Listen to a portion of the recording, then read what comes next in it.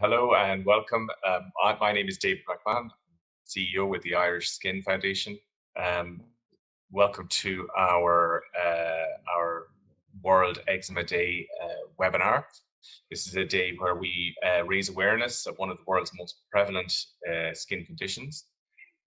This evening, I'm very pleased to be joined by Paul Herriott, who's an ISF board member, a broadcaster, and an advocate, by Professor Michelle Murphy, who's a consultant dermatologist from SIVUH in Cork, and her colleague, Dr. Cathal O Connor, who is a clinical research fellow also in SIVUH in Cork.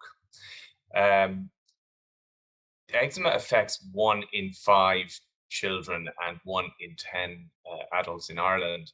And I suppose in the Irish Skin Foundation, probably it's maybe the second most common skin condition that we hear about after psoriasis. So I might just begin the talk by saying that the Irish Skin Foundation, along with providing information and support for people who are affected by skin conditions, also runs a helpline. And if you're affected by eczema, or if you have any friends or family who are looking for some information, some guidance and support, you can always get in touch with us through irishskin.ie and just follow the link to Ask a Nurse. Back in 2018, the Irish Skin Foundation did a survey, a national survey of people with eczema. And I think at the time we talked to about 450 people about the skin condition. And it really became apparent that of the many different ways that eczema impacts people's lives.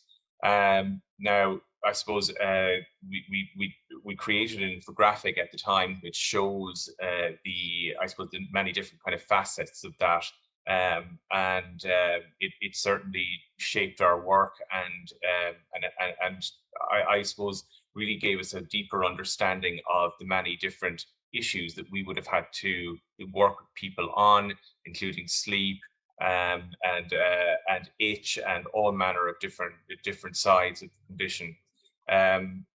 But today our topic is going to be on myths and misconceptions in eczema. And the reason for this is, I suppose, that one of the most important roles of a patient organization is to make sure that we tackle misconceptions and myths about any condition.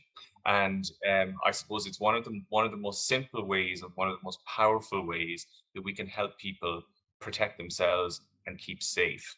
And that is, I suppose, part of the background of the presentation that you will see tonight by Dr. Cathal O Connor. But in front of you, you have the title of his paper, which was published in Clinical and Experimental Dermatology recently. That would be the basis of tonight's presentation. But I think maybe just before we hear from Cathal and before he introduces himself, we might hear from Paul Herriott, who obviously is living with eczema, and he might set the scene for us by talking to us a little bit about his own lived experience with the condition. Thank you very much, David. I hope that everybody can hear me. Incidentally, I think that let me know if you can't. Yes, I have had a long experience of this condition, and I've lived through an interesting time of it. I'd say to start off with, one of the big differences between treating and coping with eczema these days is that, say, 40 years ago, when as a very young person my condition really began to emerge, I was able to identify it, at least, so it was diagnosed.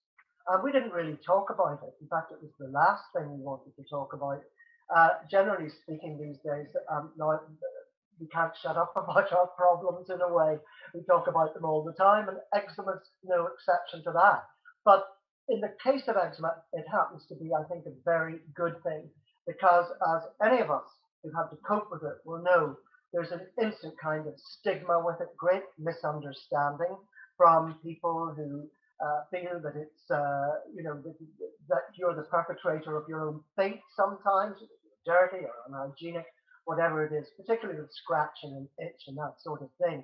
But my route into it was fairly standard, I would say, in that as a child, I suffered from eczema. Now, I was very fortunate. My father was a doctor, and that was very good treatment. And I grew out of it as many people do, probably by about the age of 4 or 5, something like that. And that was, well, by and large, the end of my asthma, bad experience with that. However, it wasn't long before I discovered that it was replaced by the indignity of eczema, or dry skin, as it was simply referred to when I was a child, dry skin. And like most youngsters, I think, like most young people, I didn't really know from anything else until other people started to point this out to me. And my first reality of it was, I remember at primary school or something like that, we had to hold hands for some reason. I don't know whether we were just crossing the road or something, probably about 6, 7, that sort of age. And one of them says, they didn't want to hold my hand because they said I had hands like a monkey. And I thought, what? But that was my first experience, really, total reality that I had something that other people didn't have. Until that happened, I didn't know for anything else. And I went through all the usual experiences of that as a young person. I think I've been through every kind of treatment since. And I must say, not that I'm going to double back on myself, that today I'm on the biologic. That's another story altogether, not what today is about. And it is something that I cope with and have coped with, I think, very successfully. And I feel very, very fortunate in that respect. But that's leaving a great deal out, because you don't go straight to that place. You have to try everything else. And I think this is where the misconceptions happen. First of all, I would say, never take advice from anyone who doesn't actually have eczema, because everybody's always very well meaning in terms of, you really must try this, you really must try that. Now, I don't know, everyone has an individual experience of this. We all have a slightly, well, maybe not even slightly, considerably different kind of experience with it. But for me, at any rate, I don't know, I found out very quickly if I was doing the wrong thing with any other kind of treatment, or something that I was advised to use that wasn't strictly appropriate, because my skin, certainly mine at any rate, was so intolerant of anything else, usually anything that had any kind of scent or perfume and looked as if it would be good for you, was going to be extremely bad for me. And so I have learned, maybe not as quickly as I should have done to begin with, not really to listen to people who don't suffer from the condition. Although you don't want to estrange people anymore, you're very grateful and so on. But by and large, if you haven't heard it from an expert, don't go there. I think that the fundamental thing about moisturizing your skin is the thing that I was given actually only in the last 10, 15 years ago, and that's emulsifying ointment. No one, for example, can go wrong with anything as pure as that. I have that, it's never far from that. Costs, I think, about €4.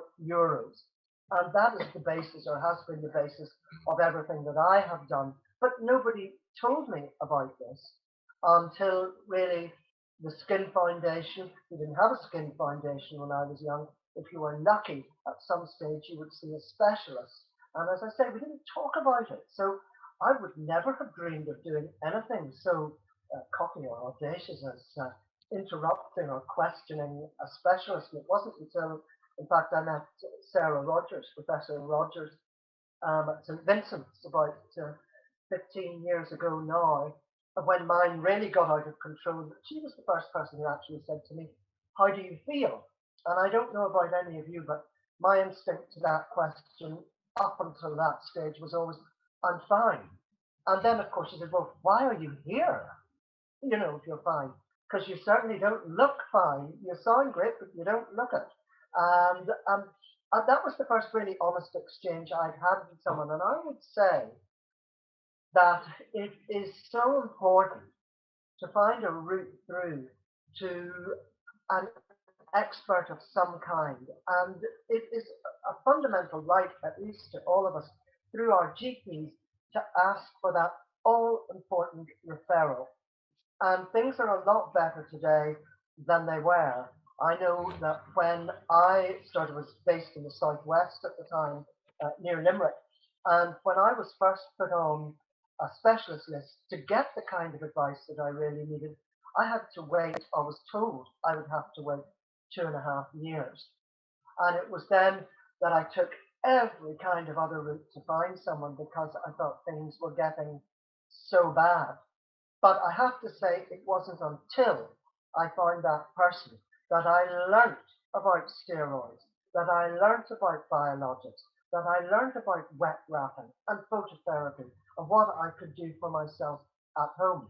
But the one advantage that people coming into it without even having had that initial referral have these days, that I didn't have and would never have heard of such a thing, was the Irish Skin Foundation, or indeed the British Skin Foundation, very big organisation there too. In fact, as I know now from the various conferences that I've been privileged enough to attend, all over Europe, all over the world, in fact.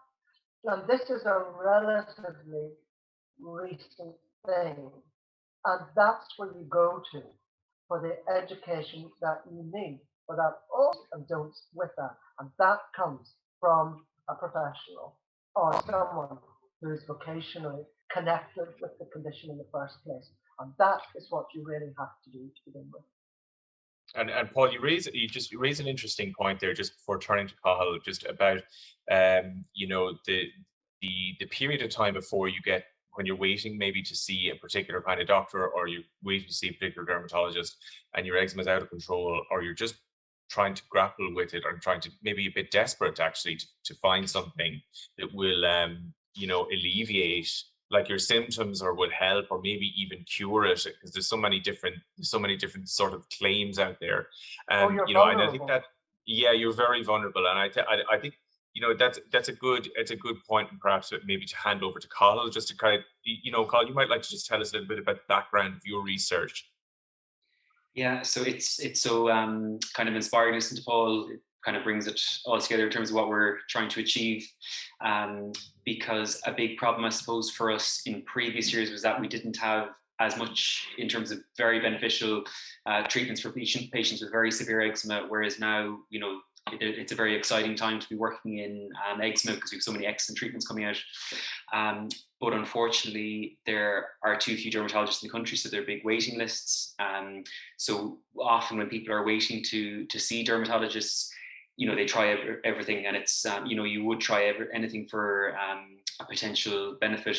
And that's where the people see their chance to, you know, get in and cash in on people's vulnerability, taking advantage of doing allergy testing and all these kinds of things. So I've often just felt so sad for patients in clinic when they come in and they spend €500 on allergy testing from a pharmacy or somewhere that, you know, is completely not validated and isn't helpful at all for the eczema.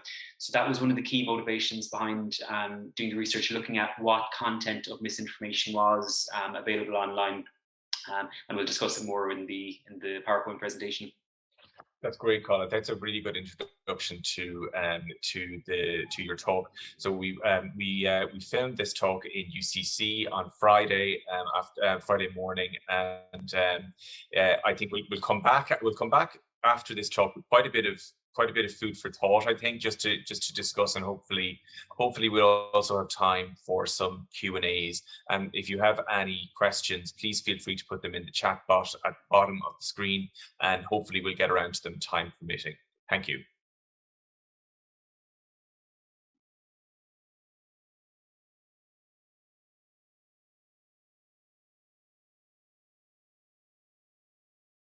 Hi everyone, and thanks for logging into our webinar on misinformation and eczema. So in terms of declarations for this talk, I've nothing to declare. And hopefully we have some people logging in from Kerry or from the lovely town of Killarney tonight. So this is a mural from one of the side streets off the main street in Killarney. And it highlights one of my favourite seanachal in Irish, which is Dúirt ban lum go Nuairt ban lei, which translates as "a woman told me that a woman told her." And I think it's a very nice paradigm for our concept of misinformation today, that a truthful point of information can become misinformative through retelling through different people. So what starts off as a true statement through various individuals can eventually, kind of through Chinese whispers, become a misinformed statement. And misinformation has been around for a long time, but in 2016, the word post-truth was defined as the word of the year. the same year that Donald Trump was elected president of the United States. And objective facts are well known to be less influential in shaping public opinion than appeals to emotion and personal belief. And that suggests that information for individuals needs to relate to their own sense of self, and to be important to them, for them to believe it. And the World Health Organization has defined misinformation as the greatest threat to global health in the world. So eczema is a complex condition with a complex root of causes. And there's a very high risk of misinformation in complex scientific concepts, such as eczema. And recently a study showed that over 2/3 of videos on YouTube relating to eczema were of poor or very poor quality. So we were interested to look at the available information online and to look at what types of information or misinformation were trending on different social media or on different websites. So in order to achieve this, we wanted to take an academic route. So we looked through a standard medical search program called PubMed, with combinations of terms such as atopic dermatitis or atopic eczema or eczema, which are all similar names for the same condition. And we also looked at topical steroids or topical corticosteroids and other combinations of treatments. And we combined that then with the combination of search terms misinformation or disinformation or conspiracy theories. And misinformation relates to information that is untrue, but is not necessarily delivered with an intent to deceive. Whereas disinformation is information that is directly meant to deceive in order to enhance someone's opportunities.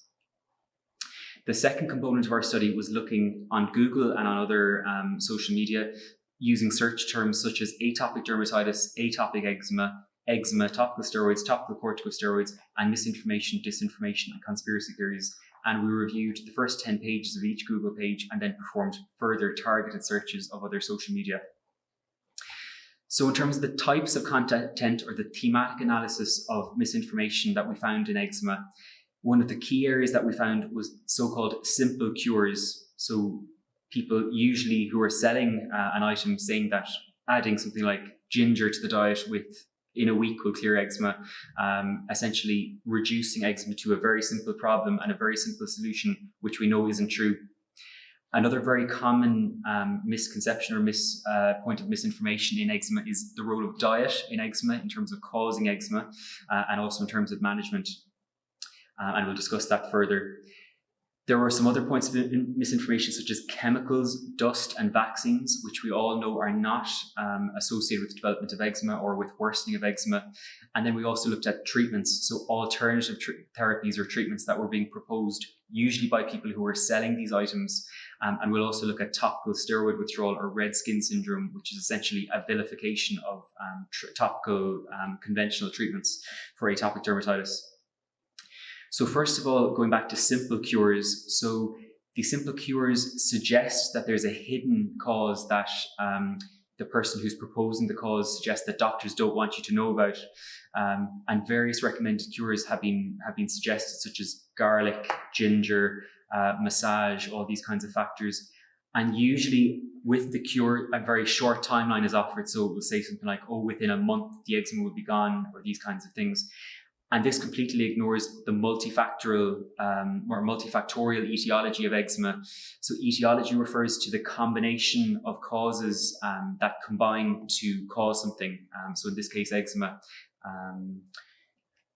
So moving on from that, diet was very commonly mentioned as a point of misinformation. And this is an ongoing battle that we face in dermatology clinics. So multiple exclusion diets were recommended, and there is a significant risk of nutritional deficiency associated with these. So milk or dairy exclusion can result in calcium or vitamin D deficiency, and there's various other both micronutrient and macronutrient, so basically vitamins or minerals, as well as calorie deficiencies that can happen as a result of these dietary exclusions. Vegan diets may be helpful for the environment and may be helpful for other components of health, such as potentially cardiovascular disease, but they're not unfortunately helpful for treating atopic dermatitis. And leaky gut syndrome is a concept that is mentioned a lot by kind of merchants of misinformation online. There's no scientific evidence for what it involves, but what's essentially explained is that there's something that is making the gut leaky, which is causing the eczema, which we also know is not true. So what actually happens with the diet in eczema is not that food causes eczema, but eczema can cause food allergies. And this happens because of the underlying skin barrier disruption which happens in eczema and is partially genetically determined. What happens when the skin barrier is inflamed and disrupted is that epicutaneous food protein exposure can happen, which means that food dust, so peanut dust or egg dust, can get in through inflamed skin, and that can predispose the patient to developing an allergy when they put it into their mouth and eat it, which is the way that we should be exposed to foods, not through inflamed skin. And interestingly, if foods are withdrawn from the diet inappropriately and without any reason, there's actually a paradoxical increase in the risk of food allergies. And we see this often in early life where babies are given formula bottles and then breastfed. And then when formula or cow's milk is reintroduced, they can become allergic to cow's milk protein because they had a prolonged period without tolerating it in their diet. Chemical conspiracies were also relatively common. The formaldehyde conspiracy theory suggests that formaldehyde is now present in all kinds of everyday objects and that this is what causes eczema. And the detergent conspiracy is something that we also have to battle with very frequently in dermatology clinics. Patients coming in and saying, oh, we've changed the detergent 20 times, it's not the detergent. Or even referral letters saying, oh, no recent change in detergent. So detergents in modern washing machines have very little role to play in causing or making eczema worse. In terms of dust, house dust mite and dust directly were associated in misinformed posts with causing or worsening eczema. Now, some patients who do have house dust mite allergy or air allergens can become worse with, especially in terms of allergic rhinitis, if they have comorbid atopic conditions. But usually the people who are advertising this as a treatment for eczema are selling air purifiers, which is, kind of a point of conflict of interest. Thankfully, 5G was infrequently associated with the development of eczema, but it was still mentioned, especially through some pseudoscientific groups, such as this Action Against Allergy, which sounds very official, but is actually a 5G conspiracy theory group. Unfortunately, vaccines have failed to escape misinformation in lots of different areas in recent years, despite their importance in getting us back to the post-pandemic world. And vaccination has been misinformed as a cause of either contributing to the underlying cause of eczema or worsening eczema because of immune responses or ingredients. The example of eczema vaccinatum, which was prior to the 1970s, when smallpox vaccination was still necessary for smallpox as opposed to monkeypox, that some patients developed quite extensive pox lesions on their skin, which was a reaction to the vaccine, but was not a form of eczema. Natural therapies such as apple cider vinegar, calendula, or witch hazel were also frequently mentioned as treatments that would, cure the eczema using the word natural. So natural is something of a red flag that we found in our research, because natural doesn't always mean natural. And one issue with natural is that sometimes natural treatments can be potentially fatal. So sometimes they can contain things like cyanide or arsenic, which are natural compounds. And there's a case which is attached here, if anyone would like to click on it, about a young boy who had mild eczema, but then his family withdrew essentially all food from his diet, and he died of multi-nutrient deficiencies. One interesting point to make, and it's very important that patients are aware of this, is that herbal ointments, or ointments that are referred to as herbal, which are available very cheaply from abroad, often contain exceptionally potent topical steroids. So this eczema cream, for example, was analysed in a lab in London and was found to contain clobetasol propionate, which is known as Dermavate, which is the very most potent topical steroid that we have.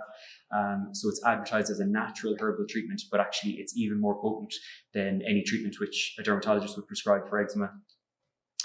Emollients were sometimes vilified as well, or else people were offering their opinions for money. For example, this book called Explain Eczema, in which you paid £49 and they sent you a little manual, and apparently just reading the manual would clear your child's eczema. We also have seen inappropriate combinations of treatments recommended For example, one dermatologist who is often mentioned in our clinics who recommends combining a topical steroid, an antibacterial agent, and an emollient in one product and applying it 10 times a day. And the problem with that is that it dilutes the strength of the topical steroid, and it also can create antibiotic resistance. So a huge area of misinformation research in dermatology in 2022 is the concept of topical steroid withdrawal. So what topical steroid withdrawal or red skin syndrome or topical steroid addiction refers to is a concept which people describe as having eczema from a young age, being prescribed increasingly potent topical steroids, and then when they stop the topical steroids, their eczema gets much worse. And we'll explain the potential reasons why that might happen in a minute. But what users or content creators are suggesting from it is that it's the topical steroids that are causing the eczema rather than the other way around. And this is a famous content creator who has loads, probably hundreds of videos on TikTok about the battle with topical steroid withdrawal. And a lot of war analogies are used with this concept. So things like a battle, being a warrior, you fighting the condition, and it's very unfortunate because it's very hard to get people back on side once people have started to go down the rabbit hole. More extremely, and a more kind of far right version of this is something called total moisture or water deprivation treatment. And what this refers to is the complete stopping of drinking any fluids, putting anything containing water or oil on the body, and even avoiding showers or baths. And the idea is that the treatments that have been prescribed are making the skin dry, and actually in order to get your body back to retaining its own moisture, you have to deprive it of all forms of moisturizer or moisture. And as you can imagine, this is an extremely dangerous concept. We can only last a few days or a few weeks without water. So it remains to be seen how much of an impact this will have on morbidity and mortality in the longer term. So the National Eczema Society and the British Association of Dermatology in January 2021 came up with this very helpful position statement related to topical steroid withdrawal. And it's important to be very balanced about this because it's quite nuanced. So the reasons why eczema can get worse during treatment with topical steroids, they provide 4 reasons, and I'd like to add a 5th. So the first one is that eczema is just too severe to be controlled with the topical treatments that have been prescribed, the topical anti-inflammatory creams. So if someone is prescribed a weak or mid-potency topical steroid, maybe their eczema is just too severe and it will just need a higher level of treatment. And some people require actually tablet or injection treatment just due to the severity of their condition, not necessarily because they've done anything to themselves. The second reason why eczema can get worse during treatment with the topical steroids is if treatment is stopped very abruptly. You can imagine if you're lighting a fire and you're putting on fuel onto the fire and you abruptly stop doing that it can really just the fire will burn out immediately. So it's similar kind of concept with stopping treatment abruptly, that it would make sense that the condition will just start getting worse again. I would like to add the point that insufficient treatment is often used. So we often see patients come in and they've been using the same 30-gram tube of their anti-inflammatory topical steroid for over a year. And in that case, they essentially haven't been using topical steroid at all. And the reason why their eczema is so bad is not because of the topical steroid, but because they haven't been using enough. Rarely we see allergic contact dermatitis to topical corticosteroids. And what usually is associated with that is a very severe eczema at the site of application, and that can get worse with continued treatment. So we need to do patch testing if this is considered by a dermatologist to be a potential cause of it, and it might require a switch of class of topical steroid, which is a very safe thing to do. It doesn't mean that the patient can never have a topical steroid again, but they may need to just switch to a different one. And then sometimes people can get mixed up between eczema and other skin side effects of topical steroids. So rarely with prolonged use of very potent topical steroids, the skin can thin a little bit, which does rebound after stopping afterwards. But skin thinning would be one potential issue. Stretch marks can occur, especially in thinner skinned areas such as flexures, genital area and the neck and places like that. Thready veins, also known as telangiectasia, can come out. And acne and rosacea can also happen, especially if facial topical steroids are being used. And usually the side effects of topical steroids are seen when the diagnosis has been incorrectly made in the first place. So let's say someone actually has underlying rosacea and they've been prescribed topical steroid and the rosacea gets worse. That's the underlying condition rather than eczema getting worse. And there was a good example on Twitter this week of a man in Ireland who put up this image of his child looking for suggestions about what to do for his child's eczema. And it was absolutely heartbreaking reading the different comments that people were making and the complete threads of misinformation. So just four that I pulled out from the first few comments in the thread. So the first person says, it's not eczema, it's urticaria or hives. All of our children had it. Believe it or not, organic nettle tea will sort this out pretty quickly. Make it strong and get the child to drink it. And the mother should have it as well if breastfeeding. So there's no evidence for any of that. And once brewed, use the tea bags directly on the skin. So they're saying the diagnosis is incorrect, which it's not. And they're recommending nettle tea, which is not a treatment for either eczema or urticaria. Next person says, I was always given goat's milk when this happened. So there's no evidence for goat's milk. It's not nutritionally replete for infants. And a high percentage of children who are allergic to cow's milk will also be allergic to goat's milk. Another person says, that looks like an allergy to lactose. Just an important point is that it's physiologically impossible to be allergic to lactose. Lactose is a sugar, not a protein. So cow's milk allergy is cow's milk protein allergy. So lactose allergy isn't possible, and they recommend patch testing for lactose allergy. So patch testing is also not a test for food allergies, it's a test for contact allergies. And one other comment in the first few comments that I looked through, what age is he and what vaccines has he had recently? I recommend Tuja 30 as it detoxes vaccine damage, which this could be, and this is absolutely not vaccine damage. That doesn't cause any similar skin problems to this. So just to bring it into a point of discussion, eczema is associated with a huge disruption to quality of life, and everyone who's listening tonight knows all about that. And with such a huge disruption to life, people are absolutely desperate for any form of treatment or cure that will make their lives easier. And for that reason, misinformation has very serious consequences. Not only can people look for dangerous treatments, but also they can ignore very safe and effective treatments. Just for anyone looking over information online, some red flags for misinformation include use of the word cure. So the word cure is often a red flag, especially if a very short time interval is given. And just to make sure that a company that's advertising something isn't selling the product itself, because that needs to be taken into consideration. So I think it's very important that patients and healthcare professionals should refute and rebut misinformation when they see it.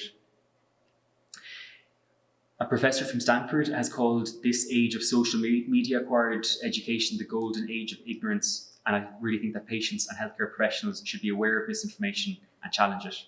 So thank you very much for listening. Thank you very much, Cathal. That was great.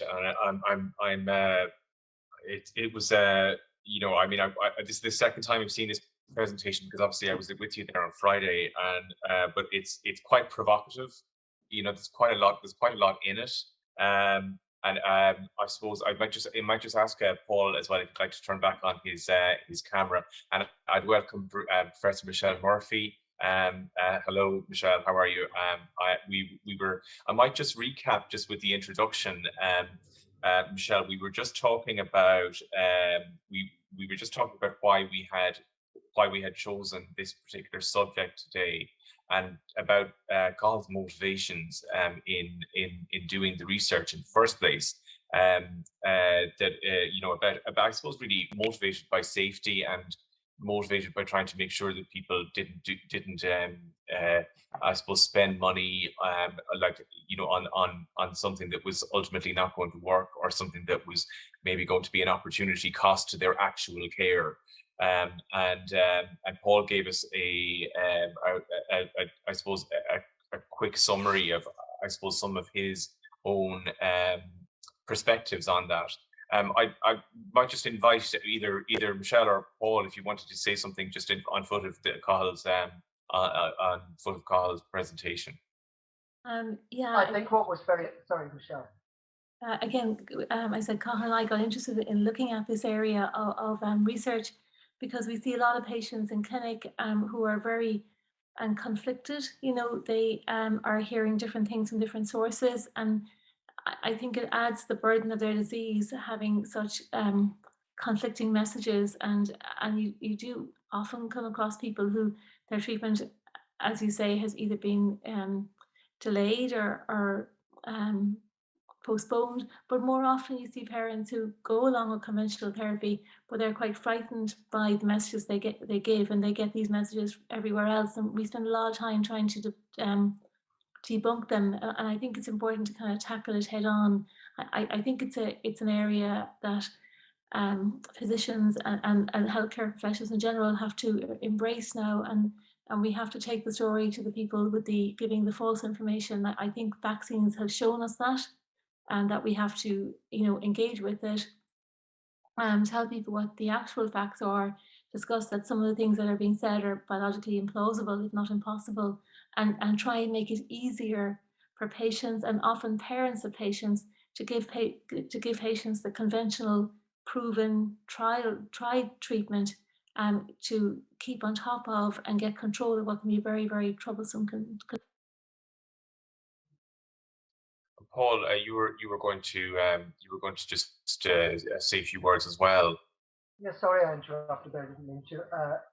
What I think was very interesting about Cathal's presentation that he touched on was, for example, on the question of topical steroids. I would have thought most people participating tonight will have had some experience with steroids, because it's one of the first things you kind of come to in terms of treatment. And Cathal was saying about, how people say, well, if you don't come off them now, or the damage that you can do. And so there is, I think, for eczema sufferers, and certainly there was for me at the beginning, a very hazy sort of grey area in how to use topical steroids properly, for example. There are many myths surrounding it, and there can be many different approaches to this. And it is something that would be enormously helpful, I think, to a lot of, certainly would have been to me in the earlier days, if I had maybe had a little bit more confidence in the do's and don'ts of coping with that kind of more readily available kind of treatment in the early days of my condition anyway. And Michelle, just to return to what you were saying, just about taking taking this on directly with the sources of misinformation.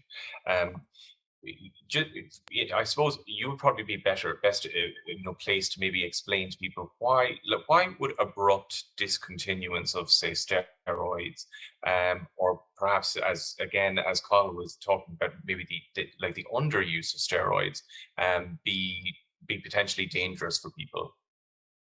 Well, I think the main reason is that their eczema flares, and then you can leave with very nasty untreated eczema with the associated pruritus or itch, which then secondary scratching, and then you have secondary infection, often with bacteria, such or even with viruses like the cold sore virus, and you can get something we call eczema herpeticum, where you can get quite sick. So I think it's very important for people to maintain control of their eczema. Like, I think our respiratory colleagues have got a much better message out there. A lot of people are very happy to use the brown inhaler for their asthma, and I think it's something we need to try and get the same with eczema, that topical steroids are very safe, used appropriately. If you think it's like your Becotide inhaler, it keeps, or whatever brand name is more common now, it keeps the eczema under control, and I think we need to kind of put it in that realm. There are very few parents with children with eczema or with eczema who have eczema and asthma. They worry a lot more about the topical steroid than they do the inhaled steroid, because I think our respiratory colleagues have done a better job on showing the safety of that and showing that it's a maintenance therapy. It keeps the inflammation under control. And again, eczema is very similar, it's doing the same thing. Topical steroids, like inhaled steroids, are a lot safer than oral steroids. And I think we need to be able to put that message out there, and take away the conflict that so many parents, or the internal conflict that they have when they're treating their children. And Colin, would you like to come in there just on just on the theme of of these natural products? I mean, that was interesting that word is abused out there. And what is natural? I know it's very hard to define what a natural substance is, and a lot of the agents that we use are from natural sources. Like aspirin was found from a plant. We use colchicine, which comes from the crocus. A lot of treatments are natural, but just obviously processed pharmaceutically.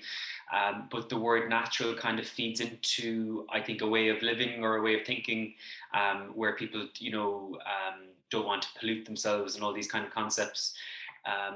But arsenic is also natural. These kind of things. Cyanide is natural. So natural doesn't always mean good, and things that aren't naturally made sometimes aren't bad as well, or a lot of the time aren't bad. And I think people, when they use these words natural, they're often completely untested. And one thing to be aware of as well, that things, it may say tested, but that doesn't mean that it's proven to be beneficial. So if something has been tested but shown to be useful, they can still say it's been tested. You often see dermatologically tested. So I think that's a big red flag. And often the people who are promoting these natural compounds are selling them. So that's a big red flag. Whereas, I don't make money from the €5 that the tube of topical steroids costs. So it's very different, the kind of mindset that's behind people promoting those. Yeah, and I think it was interesting that you lit on the word cure, which is, I mean, if you're struggling with something and it's painful and it's ongoing and you unpredictable and you can't tell if it's getting better or not, like that word is very compelling. Mm-hmm. Yeah, and I think the word cure is very difficult in eczema, and it would be lovely to say, oh, in 1 week everything's going to be totally cured. And I kind of find that there's a spectrum of people. Some people, focus too much on the growing out of it concept, because the rate of growing out of it is probably less than we previously thought with previous research. So there, some people are very optimistic, and then people are a bit upset when it doesn't fully go away by the time they're going to secondary school. And then on the other side, you don't want to be telling people there's no cure for eczema, you just have to live with it. That's because I've seen that approach taken as well. And it's definitely, more in between. Just, we can't get rid of the dry skin. The dry skin is an inherited component, but the inflamed, itchy skin and the sleep disruption, we can treat those effectively by reducing inflammation in the skin.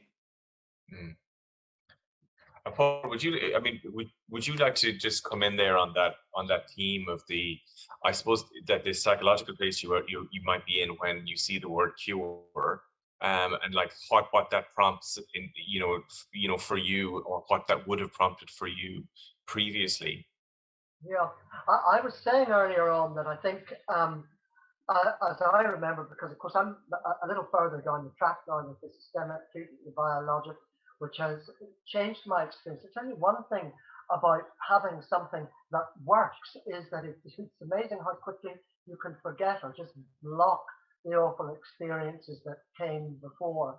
But if I'm forced to remember them, it comes back pretty readily. I found that if I took anything that was anything other, this is just for me personally, the basic, like the emulsifying ointment that I mentioned at the beginning, or Vaseline, anything more than that never worked for me, ever. And I had a very bad reaction to it. So I could never say that I'd felt that there was any quick kind of sticking plaster, for want of a better way of putting it, in terms of anything else that I was offered off-piste, away from what I was advised to use. But I certainly relate very strongly to the myths, as I say, and the things I'm going to say about the things that we do have early on in the process, such as the steroids, because those are one of the first things that you can get your hands on, that you're given. And I think a lot of us don't. I do now. I think I could, I could have it in my sleep, really, all the different levels of steroid and how it's appropriate to use them or not, for me personally. But I needed to be taught that. I needed to hear about that, because really anyone, it seemed to me, who wasn't qualified to actually talk about that spoke rubbish about it, and as I say, it was a very grey area. But as regards, would I have used anything to affect a cure? Yes, absolutely, I would have. But anytime I remember myself trying to do something with, what would have been, any alternative kind of therapy, or as you say, potion or cream or whatever, they just never worked for me anyway, if I'm being truthful. And if anything, they made things worse, and rather quickly. Yeah, I suppose I was kind of thinking as well about about the vulnerability, I suppose, that people might experience, when they're at their most desperate and looking for something, to relieve their eczema. And I think that certainly is kind of one of the places that people are inhabiting when they fall foul of a lot of the the claims that Cathal revealed in his presentation. I just want to remind anybody just on the call, if you have, or on the Zoom, if you have any questions, just to type them into the chat room. We don't have any at the moment, and as we are kind of coming up towards 8 o'clock, we probably will finish in the next 5 or so minutes. But before we get there, I might just ask Professor Murphy and Dr. O'Connor again, if there's something that we didn't cover here today, or if there's something that they wanted to, that they feel is very important to say to people with eczema, parents who are struggling to manage eczema with their kids, what would that be? I suppose I'll hand over to Cathal in a second. I suppose I'd like to reassure parents that we can treat your child's eczema, we can make them comfortable, and we have a lot of old-fashioned therapies that we know are safe, and we've got a lot now of new therapies that we can use as well, so that it's not a hopeless situation. Most children, adults with eczema, we can now get under very good control. And I think that's very important out there, and particularly for adults with eczema who maybe were told something different 20 years ago and have kind of withdrawn from access to healthcare, that represent to your GP, ask for referral to dermatology. It's a different seascape out there now, and there's lots we can do to help your eczema, to get it under control and to make you comfortable. Cathal, is there anything you'd like to add? Yeah, and I totally agree. And I think we're kind of held to ransom a little bit by the potential rare side effects with topical steroids. Like there are lots of side effects that are much more common with antibiotics or with other medicines that people are happy to take a risk with, whereas this very small risk with very prolonged use of a very strong topical steroid kind of holds families to ransom. And having bad eczema is absolutely miserable, and having bad eczema will ruin your life, whereas using topical steroids will absolutely not cause any negative impact, and will only help the skin.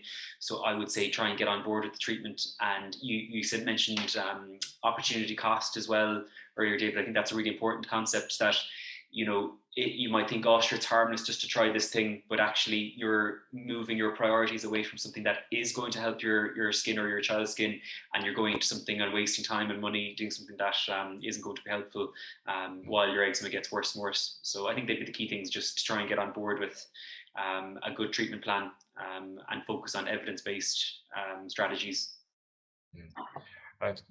Words of encouragement and I think optimism there as well. And Paul, I see you've unmuted. Would you like to say a few words? Yes, it was just interesting there when I think it was Michelle who said about these very proven means of affecting management and a great deal of help, and it just occurred to me that, for example, one of the things that I found very, very helpful in the early days, I never knew anything of it until I was advised by, I think it was Sarah Rogers, who was the first person who tried this with me, was the occlusal system of hydration is the formal term, wet wrapping in other words, which involved a tiny bit of steroid, an awful lot of emulsifying ointment, and was really, such an old, ancient, traditional kind of treatment. But boy, did it work. Now, it was difficult, it was quite messy, it was inconvenient, but it affected a great change very, very quickly.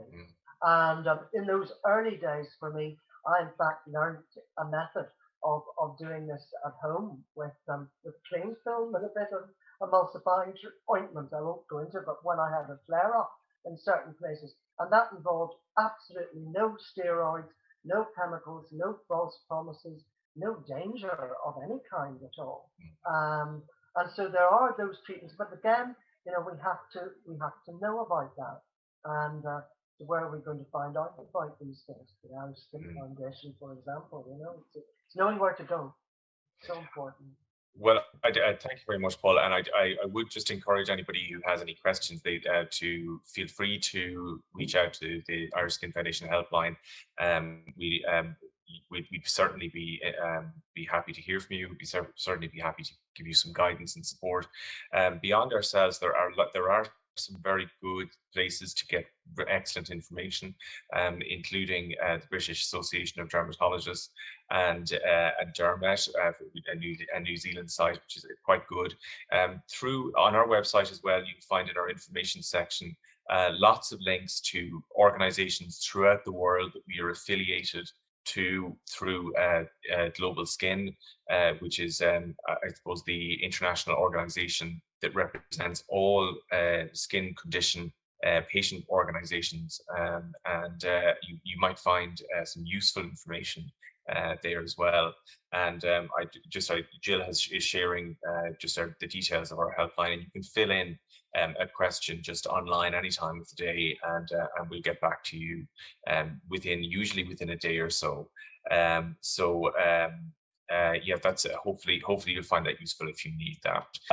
So I would just like to thank everybody for attending. I would really like to thank Paul Herriott, Professor Michelle Murphy, and Dr. Cathal O'Connor for his presentation, and for all of your time today, and for marking World Atopic Eczema Day 2022. Thank you very much. Good night.